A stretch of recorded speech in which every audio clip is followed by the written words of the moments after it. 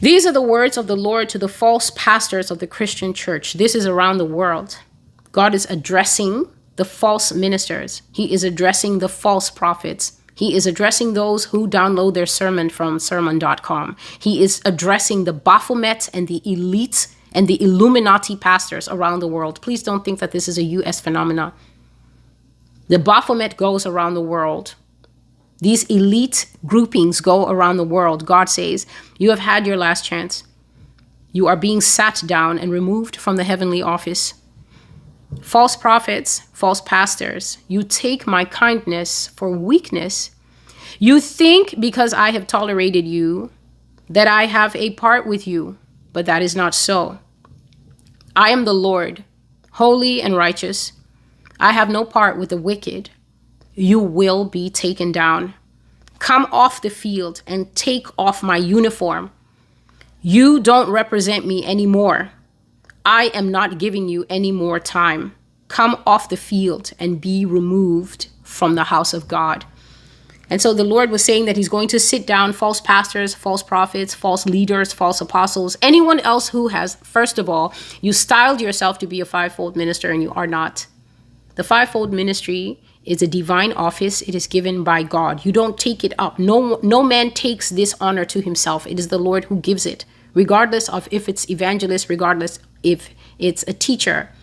The Lord is the one who assigns to a person that he called you to be a pastor. He called you to be an apostle. So this is a calling. It is not an assignee. And many people have been ordained wrongly at the desire of men. It is the desire of a pastor. Many of these pastors, they ordain their wives, or they ordain their friend, or they identify a person in the church who has zeal. Just because someone has zeal in the church, okay, and the person has been in the church a long time, and the person has displayed fruit and everything, it doesn't mean that the person is a pastor. And the reason I'm saying this is because all the fivefold offices come with intense warfare. All fivefold offices come with intense warfare, and the warfare varies according to the calling.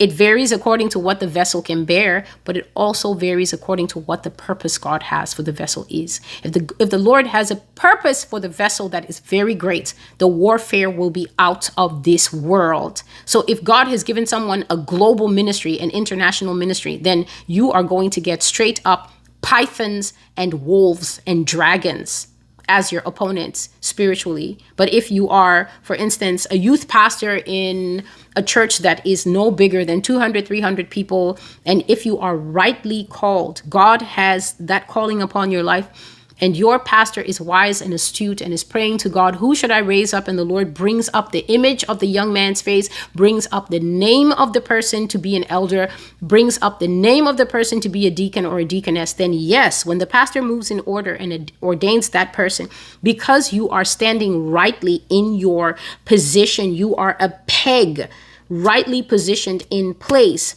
then the warfare will not be as much because the pastor has done rightly. Your pastor ordains you and you are just a faithful deacon, and because you've been a deacon for 10 years and you're faithful and you know how to rightly do the Bible study, and then he now makes you an assistant pastor and a pastor, and yet there's no calling of that office upon you, the warfare will hit you 10 times harder. Why? You were never created to be standing in that position. Both you and the pastor, mostly the pastor who ordained you, are going to have to answer to God for ordaining out of space. And a lot of pastors, they lack discernment. They look at hard work and they think it means that there's a calling there. That doesn't mean that. I see so many people, even up to the apostleship, ordained out of a snowy day. You can look at the person and see that God never picked this person. This one was born of the will of man.